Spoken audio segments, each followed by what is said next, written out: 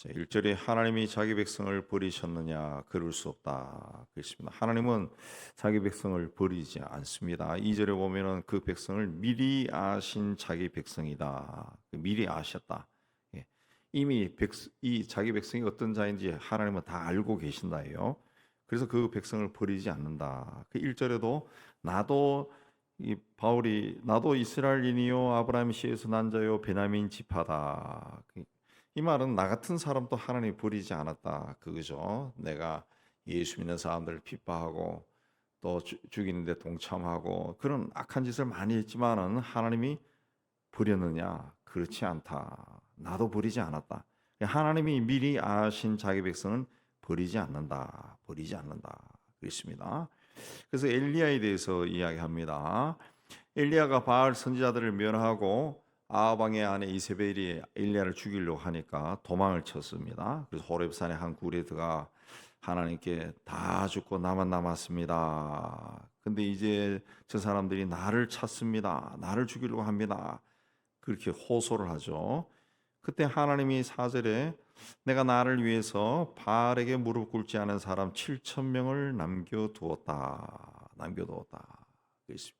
하나님이 엘리야와 그 이스라엘의 형편을 이미 다 알고 계신다는 거죠. 다 알고 7천 명을 남겨두었다. 막상 앞에 나서서 활동하는 사람은 엘리야 혼자인 것처럼 보였는데 전국에 온 나라에 7천 명이 남아 있다. 그렇게 하나님 말씀하셨습니다. 예.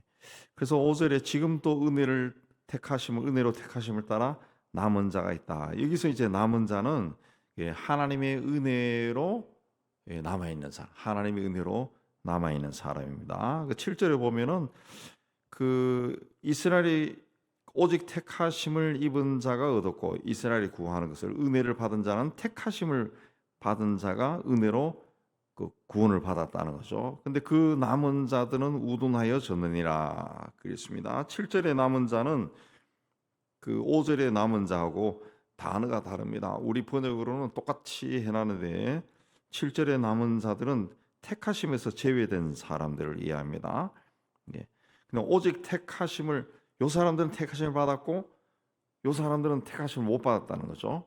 그 택하심을 받은 사람을 제외한 사람들, 그 사람들이 이제 우둔해졌다. 우둔해졌다. 어떻게 우둔해졌느냐? 8절에 혼미한 심령과 심령이 혼미하고 눈은 보지 못하고 귀는 듣지 못한다. 그랬습니다. 귀는 듣지 못. 예. 그래서 올무와 덕과 그치는 것이 와도 보지 못하고, 예. 9절 10절에 등은 항상 굽어 있었다. 예. 잘못된 길로 갔다. 그랬습니다. 잘못된 길. 하나님은 자기 백성을 절대로 버리지 않는다. 혹시 바울처럼 하나님께 반항하고 잘못된 길로 간다 할지라도 하나님은 그들을 한 번 택한 자들을 버리지 않는다. 버리지 않는다. 그렇습니다. 그렇게 하신 이유는 그들이 11절에 넘어짐으로 구원이 이방인에게 이르러 이스라엘로 시기나게 합니다. 그렇습니다. 하나님의 백성들이 하나님께 거절하고 잘못된 길을 가면은 하나님은 이방인들을 구원해서 그들을 축복해서 그 하나님의 처음 택한 이스라엘로 부끄럽게 만들고 시기하게 한다. 시기하게 한다. 그렇습니다. 12절에 그들의 넘어짐이 세상의 풍성함이 되며 그래서 그 이스라엘이 넘어지는 것, 이스라엘이 하나님을 떠나간 것이 오히려 세상이 풍성해진다는 거죠. 그들의 실패가 이방인의 풍성함이 된다. 그렇습니다. 하물며 그들의 충만하며 하물며 그들의 충만하며라고 하는 것은 이스라엘이 넘어지고 실패했을 때는 세상이 풍성해지고 이방인들이 구원받아서 그들에게 축복이 건너간다는 거죠. 근데 하물며 그들의 충만하며 근데 하나님의 택한 이스라엘이 넘어지지 않고 하나님의 은혜 가운데 있으면은 그게 어떻게 했느냐? 굉장하지 않겠느냐? 그걸 이제 로마에 있는 교인들인데 그 이야기를 한 겁니다. 하나님이 원래 애초에 택한 이스라엘에게 주려고 했던 그 축복이 그들이 하나님을 거절하지 않고 하나님의 은혜 가운데 있으면은 그게 어떻게 되겠느냐? 그건 상상하지 못할 정도로 엄청난 은혜와 복이 그들에게 임할 것이다. 임할 것이다. 엘리야는 하나님께 자기를 죽여달라고 호소를 했습니다. 근데 하나님은 천사를 보내서 그에게 그 구운 떡과 물을 주셨습니다. 왜 그렇게 하셨습니까? 하나님의 은혜죠. 그게 하나님의 은혜입니다. 그를 통해서 그 신앙의 전통을 이어가야 할 그 이유가 있었다는 거죠. 아무란 시대에도 7천 명이나 남겨둔 것은 그들로 하여금 신앙과 구원의 역사를 이어가도록 할 필요가 있었던 거죠. 필요가 있었던 거죠. 그래서 간간히 들려오는 북한에도 보면은 그 신앙이 다 무너진 것이 아니라 그 처음 복음이 우리가 북한 쪽으로부터 복음이 들어왔잖아요. 그 땅에는 아직도 믿는 사람들이 있다고 탈북자들이 이야기하잖아요. 자기 할아버지 할머니가 자장가 불러줬는데 여기 와서 예수 믿고 교회 다니다 보니까 그게 찬송가더라. 그렇게 이야기하는 탈북자들도 있다. 그리고 원래 믿음의 사람들이 자기 자식들에게 믿음이 전해졌을 때 그 폐역한 자식들이 또 한창 그 고발 심할 때는 자기 아버지 어머니도 고발해서 잘못된 길로 가고 했지만은 그러나 신앙이기 때문에 신실한 자들은 그걸 받아들였겠죠. 그리고 그 안에서도 기도하고 이겨나가고 그러니까 그것이 가끔 가다가 발견되니까 북한에는 아직도 기독교인들이 가는 수용소가 있다. 그게 10만 내지 20만 명이 갇혀 있다라고 하는 이유는 그 신앙이 내려오고 있다는 것이죠. 우리가 모르는 사이에도 쭉 내려오고 그게 어느 날 발견이 되니까 또 붙잡혀가고. 하나님의 구원의 역사는 여전히 북한 땅에도 작동이 되고 있는 거죠. 작동이. 그러니까 하나님은 항상 남아있는 자들을 사용해서 하나님의 뜻을 이루어갑니다. 세상이 죄로 가득 덮였을 때 노아를 통해서 구원의 역사를 이루어가시고 이스라엘이 망하고 적국의 포로로 잡혀갔을 때는 또 남아있는 사람들 통해서 그 고단한 세월 속에서도 신앙을 지킨 사람들 통해서 또 신앙이 또 이어지게 한 거죠. 신앙의 전통이 이어지게 한 거죠. 우리도 이 시대에 남아있는 사람. 왜 남아있는 사람이냐? 남아있는 사람은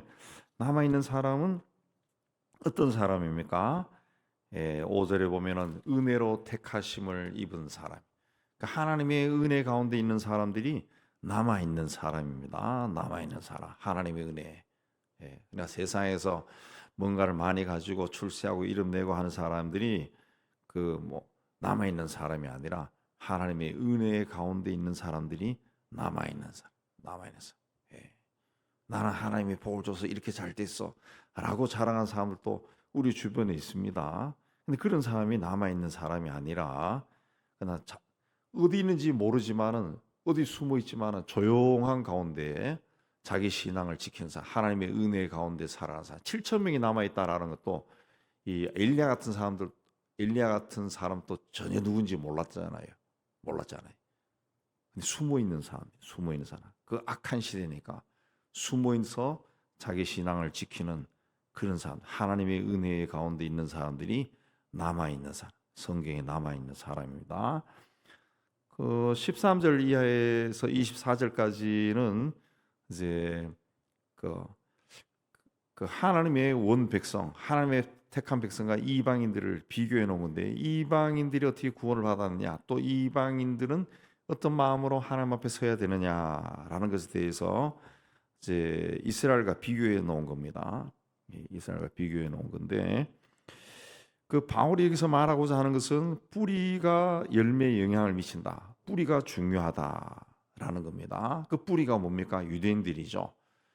우리가 가지고 있는 신앙은 유대인들의 어떤 영적인 유산입니다. 오늘 우리가 예배를 드리는데 이 예배 의식 자체도 유대인들의 해중 예배에서 나온 거죠. 우리가 오늘날 예배하는 예배 순서가 유대인들의 해중 예배에서 나온 거예요. 성전 예배에서 성전에서 나라가 망하고 성전이 파괴되니까 예배를 못 드리다가 제사를 못 드리다가 이제 바벨론을 붙잡혀 갔죠. 그 포로 생활하면서 성전이 없으니까 제물을 죽여서 피를 흘리면서 제사를 드릴 수도 없고 하니까 모여서 성경을 읽고 기도하고 헌금하고 했는 그 스타일이 이제 쭉 연결돼서 지금 3,000년 동안 이 예배 형식을 유지하고 있는 거죠. 그러니까 이 뿌리가 중요하다. 뿌리가 중요하다. 있습니다. 예. 처음 16절에 처음 익은 곡식 가루가 거룩하니까 떡덩이가 그러하고 뿌리가 거룩하니까 가지도 거룩하다. 그렇습니다. 우리 이방인들은 뭐냐? 돌 감람나무라는 거죠. 돌 감람나무인데 참 감람나무의 접붙임을 받았다. 그렇습니다. 이 돌 감람나무가 참 감람나무에 접붙임을 받는 그런 케이스는 없습니다. 예. 원래는 그러니까 그 돌 감람나무를 참 감람나무에 접붙이는 게 아니라 돌 감람나무에 참 감람나무를 접붙이는 거예요. 접붙이는 거예요. 접붙임의 원리가 그겁니다. 나쁜 가지에 좋은 가지를 붙이는 거예요. 그렇게 하면은 이 좋은 가지에서 좋은 열매가 열리는 거죠. 그러니까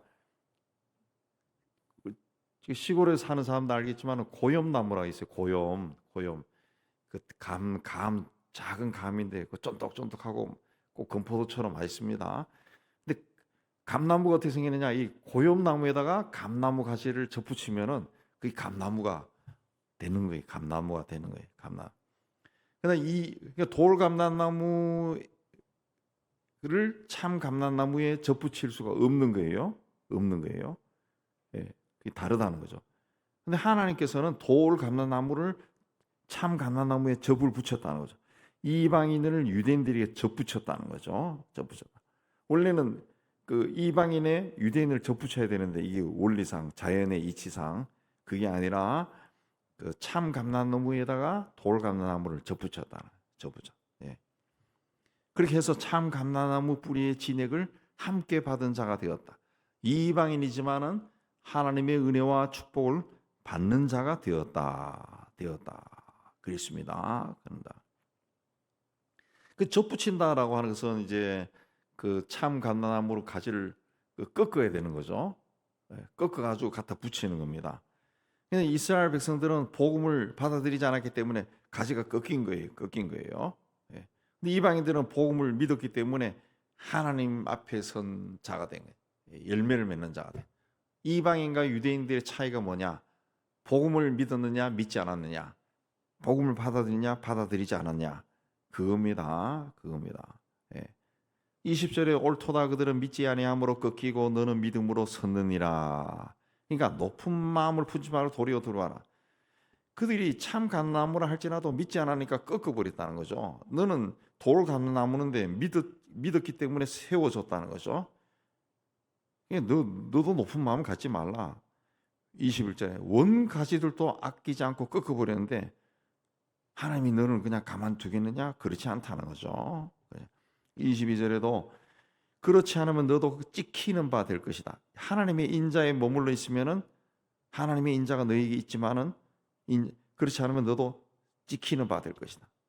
너도 24절에 내가 원 돌 감람나무에서 찍힘을 받고 본성을 거슬러 자연의 이치를 거슬러 좋은 감람나무에 접붙임을 받았지만 원가지인 이 사람들이 얼마나 더 자기 감람나무에 접붙임을 받으랴. 그렇습니다. 그 믿음 하나로 그들이 가지가 꺾이고 너는 참 감람나무에 접붙였는데 네가 만약에 믿음을 버리면은 하나님 어떻게 하겠느냐?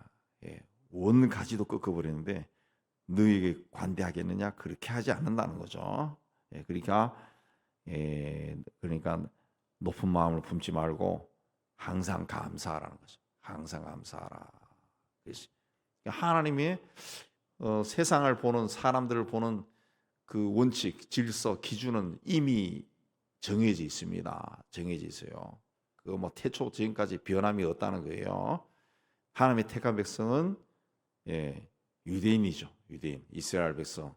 우리도 하나님의 택한 백성인데 우리는 하나님이 영적으로 택한 백성이 되는 거죠. 영적으로 예수에 의해서 택한 백성이 되는 거죠. 지금 또 세계 역사가 유대인을 중심으로 돌아가죠. 유대인을 중심.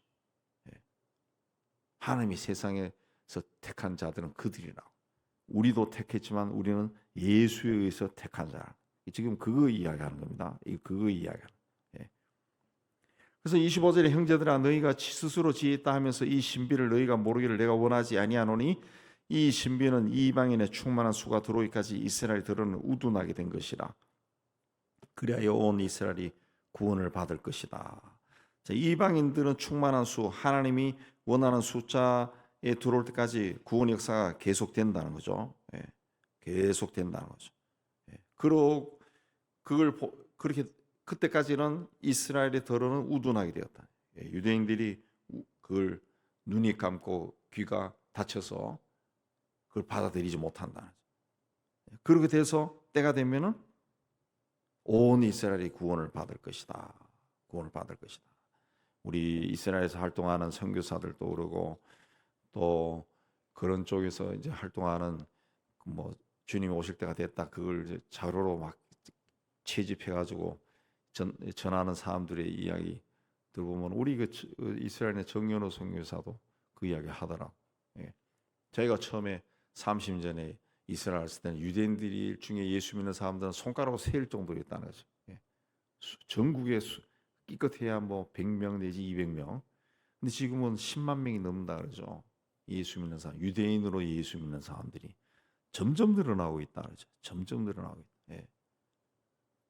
꼭 이 복음을 예수가 그리스도다 이야기 안 해도 자기들 스스로가 믿는 사람들이 생긴다는 거죠. 예.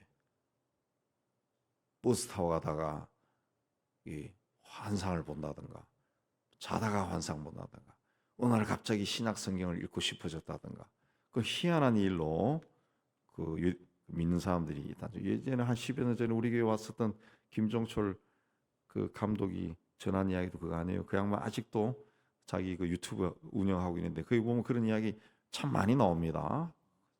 어떻게 보면 희한한 이야기들이 많이 나온다. 많이. 하나님의 구원의 역사가 그 많이 나옵니다. 네. 그래서 33절에 깊도다 하나님의 지혜와 지식의 풍성하며 그의 판단은 헤아리지 못할 것이며 그의 길은 찾지 못할 것이다. 누가 주의 몸을 알았느냐 그렇습니다. 하나님이 하신 일은 아무도 모른다. 하나님의 섭리는 아무도 모른다. 하나님이 하신 일은 아무도 모른다. 아무도 모른다. 왜 북한 땅이 저렇게 오랫동안 그 일당 지배 독재자의 아래에서 숨도 못 쉬고 그래 살아가느냐? 그 하나님의 하신 일은 아무도 모른다.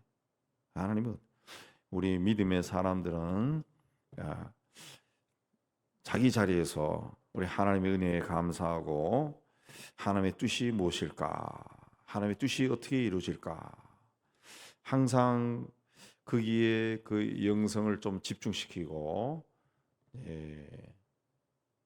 좀 신앙생활을 해놔야 됩니다. 그저 이 세대에 많은 것을 움켜쥐고 맛있게 먹고 편하게 살고 할렐루야 그게 할렐루야가 아니라고 할렐루야가 아니라고 할렐루야 아니에요. 오늘날 교회들도 그러죠. 교회 제가 여러 번 저도 개인적 경험이지만 교회 막 크게 엄청나게 빚져가지고 교회 잘 져놓고 막 할렐루야 하고 막 오케스트라 동원해서 막 오라토리아 하고 뭐 하고 막 난리인데 그 하나님이 그걸 과연 영광을 받으실까? 영광을 받으실까? 이 땅에 해야 할 일도 그렇게 많은데 과연 그럴까? 자기들이 생활하기 편한 자리를 마련한 것뿐이죠. 그 결과적으로 수십 년 흘러가면서 한국 사회에 끼친 영향이 뭐가 있냐 이거죠. 그냥 기독교 신앙을 물질화 시켜버린 것이. 크고 아름답고 화려한 걸 좋아하게 만들어버린 것이. 그밖에 없어요. 우리는 하나님의 뜻이 이 세대에 어떻게 이루어질 건가 그걸 우리 생각해야 돼. 내 삶이 언제 끝날지는 알 수 없잖아요. 하나님이 언제 나를 불러도 내가 감사합니다. 그동안 정말 잘 살았습니다. 내가 뭐 세상에 태어난 것도 내가 선택해서 골라서 태어난 것도 아니고 하나님이 그냥 하신 거예요. 하나님이 하신. 그러니까 세상 역사도 하나님이 인도하시는 거예요. 우리가 이 하나님의 섭리 가운데 늘 내 삶이 있다라는 것을 믿고 믿음의 생활을 하는 여러분 다 되시기를 주의 이름으로 축복합니다.